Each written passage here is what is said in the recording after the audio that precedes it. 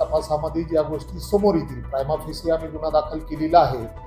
मी आव्हान हेच करतोय सर्व लोकांना, पर्यटक असतील किंवा हे लोक असतील, कृपा करून अशा पद्धतीने अशी लोक तुम्ही बुक करू नका. पर्यटकांना या अशा ठिकाणी नेऊ नका, जेणेकरून ज्या ठिकाणी सुरक्षा महत्त्वाची आहे ती धोक्यात येईल अशी कोणतीही कृत्य करू नका.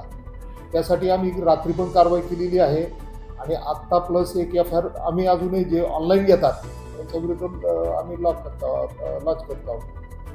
देवकुंड दुर्घटनेनंतर पोलीस ॲक्शन मोडवर, 25 जणांवर गुन्हा, आरोपींची संख्या वाढण्याची शक्यता. रायगड जिल्ह्यातील माणगाव तालुक्यातील देवकुंड धबधब्यावर 2 पर्यटकांचा बुडून मृत्यू झाल्याप्रकरणी माणगाव पोलिसांनी मोठी कारवाई करत भारतीय न्याय संहिता BNS कलम 223 आणि कलम 35 अंतर्गत 25 जणांविरुद्ध गुन्हा दाखल केला आहे. यामध्ये 20 पर्यटक, 2 स्थानिक गाईड आणि ऑनलाईन बुकिंग करणाऱ्या 3 जणांचा समावेश आहे. या प्रकरणाचा तपास सुरू असून आरोपींची संख्या वाढण्याची शक्यता असल्याची माहिती माणगावचे पोलीस निरीक्षक बांगर यांनी दिली आहे.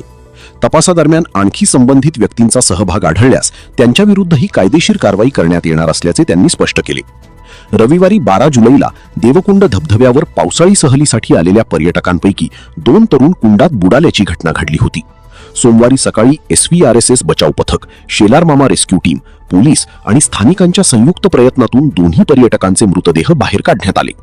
या दुर्दैवी घटनेनंतर पोलिसांनी निर्बंधांचे उल्लंघन, पर्यटकांना धोकादायक परिसरात नेणे आणि इतर बाबींच्या अनुषंगाने तपासाची व्याप्ती वाढवली आहे. या प्रकरणाचा पुढील तपास माणगाव पोलीस करत आहेत. सदरच्या दोन्ही बॉडी मिळालेले आहेत. जिल्हा रुग्णालय माणगाव या ठिकाणी आता त्यांना पाठवलेलं आहे. PM झाल्यानंतर त्यांच्या नातेवाईकाच्या ताब्यात देण्यात. महत्त्वाची गोष्ट अशी आहे की SDM माणगाव सरांनी दिनांक 1/7/2026 रोजी माणगाव तालुक्यातील आणि विशेषतः माणगाव पोलीस स्टेशन हद्दीतील कुंभे धबधबा, स्ट्रीट पॉईंट, सणसवाडी धबधबा, त्याचबरोबर देवकुंड धबधबा या ठिकाणी जाऊ नये.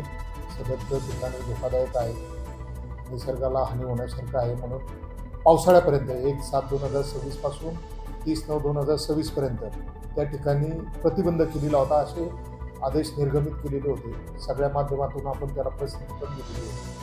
तरीसुद्धा जो कालचा प्रकार झाला 12/7/2026 रोजी, या ठिकाणी काही गाईड्स, त्याला सहभागी असणारे काही लोक यांनी ही मुलं, जवळजवळ 20 ते 21 जणांचा तो ग्रुप होता, चाकण पुणे येथील, त्यांना ते चोरट्या मार्गाने घेऊन गेले. विशेषतः एक बाब लक्षात आली, त्या ठिकाणी ड्युटी करता जे ऑफिसर्स होते, अंमलदार होते, त्यांनी ह्या लोकांना थांबवलेलं होतं. परत जायचं त्यांना आव्हानसुद्धा केलेलं होतं, त्यांना परतसुद्धा पाठवलेलं होतं. तरीसुद्धा दुसऱ्या चोरट्या मार्गाने गाईड्सने त्यांना तिथे नेलं गेलं आणि त्याच्यामध्ये त्या 2 कॅज्युलिटी झालेल्या आहेत. ह्या अनुषंगाने आम्ही कारवाई केलेली आहे. रात्री संबंधितांवर 25 जणांवर आम्ही गुन्हे दाखल केलेला आहे. त्याच्यामध्ये ती मुलं पण आली, कारण त्यांनी यायला पाहिजे नव्हतं, त्यांना माहीत होतं आपण इथे यायला नाही पाहिजे होतं, तरीसुद्धा ते आलेले होते. प्लस त्यांना घेऊन जाणारे जे गाईड होते ते, त्यांच्याकडून गाईडसाठी लागणारे पैसे घेणारे जे व्यक्ती होत्या ते, असे ह्या सर्वांना मिळून आम्ही 25 जणांविरुद्ध रात्री 2-2:15च्या सुमारास आम्ही FIR रजिस्टर केलेला आहे. संबंधितांना बोलवलं जाईल आणि निश्चित त्यांच्यावर कायदेशीर कारवाई केली जाईल. सर, या प्रकरणी आता नवीन अजून काय आरोपींची संख्या वाढणार आहे किंवा कलमांमध्ये काही वेगळेपण असणार आहे का? ह्या बाबतीमध्ये आम्ही तपास करून आम्ही नंतर आपल्याला सांगू. तरीसुद्धा त्याच्यामध्ये आम्ही डिजिटल प्लॅटफॉर्मवर कोण बुकिंग घेतं का याचासुद्धा कालपासून आढावा घेतला. त्याच्यामध्ये असं दिसून आलं, काही जी लोक आहेत ऑनलाईन बुकिंग घेतली ते आढळून आले. त्यांच्याविरुद्ध सुद्धा आज आम्ही आता एक FIR नोंदवत आहोत. जी लोक ऑनलाईन इंस्टाग्राम किंवा बाकीचे ॲप्स असतील यावर पब्लिक किंवा पर्यटकांना आवाहन करतात, तुम्ही या ठिकाणी चालू आहे म्हणत त्यांना ज्ञात आहे की हे बंद आहेत सुद्धा, तरी हे करतात, त्यांच्याविरुद्ध आज आम्ही अजून एक FIR नोंद करीत आहोत. कोणत्या कलमांअंतर्गत तुम्हाला SDM माणगाव सरांचे आदेशाचा उल्लंघन करणे, रिलिव्हंट अजून काही कलम असतील त्याप्रमाणे त्याच्यावर कारवाई होईल.